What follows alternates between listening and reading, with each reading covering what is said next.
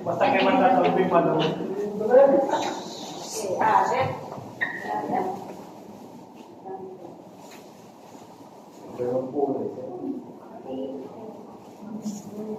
Mari, go.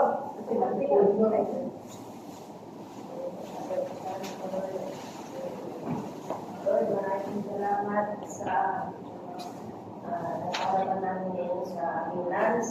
Salamat po, Lord. Bless po ang aming pagkain sa oras na ito. Maraming salamat po. Nagkasya sa halaman. Thank you sa pinag-views. Thank you, boss. Thank you, boss. Thank you, madam.